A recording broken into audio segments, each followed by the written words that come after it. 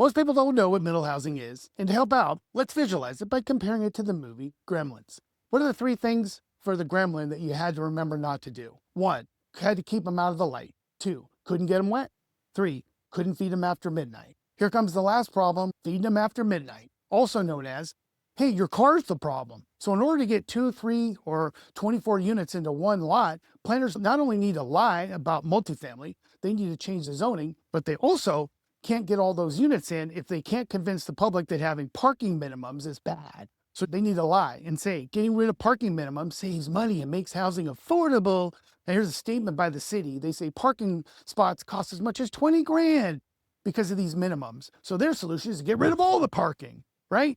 Problem is they can't prove how many units or percentages of money that they're saving by cutting a spot. They're also referring to studies have to do with big apartment complexes and big underground parking garages, not single family homes or single family neighborhoods where everybody's tight anyway.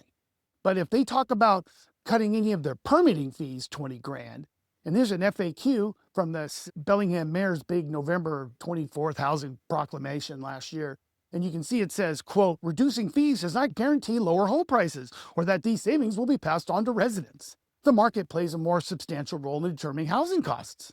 Well, what is it? You can't see the cutting one-time cost of a parking spot magically makes housing more affordable and cheaper, and at the same time, cutting the exact same one-time cost of a permit and impact building fee, that doesn't reduce the cost of the same affordable housing in the same market. Now, in real life, if the city cuts a parking spot, no one gets to use it, including your friends and family who might want to visit.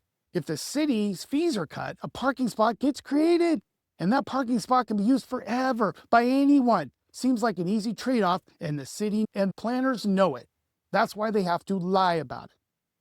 So let's talk about the consequences. It doesn't take an urban scientist to study the effects on a neighborhood with crime rate or safety rate when you suddenly see big increases of density, renters, and traffic with cars everywhere or no spaces to park between them or navigate. Here's what Bellingham's neighborhoods are going to look like. This is a neighborhood in Portland, Oregon, and they got rid of their minimums 3 years ago.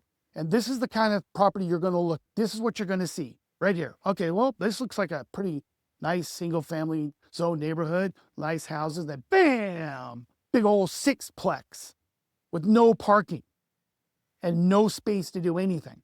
Middle housing, there's nothing middle about it. It's a modern day destructive policy Trojan horse to inject multifamily rentals into traditional single family zoning with the sole purpose of increasing revenue for cities and states at the expense of unsuspecting homeowners.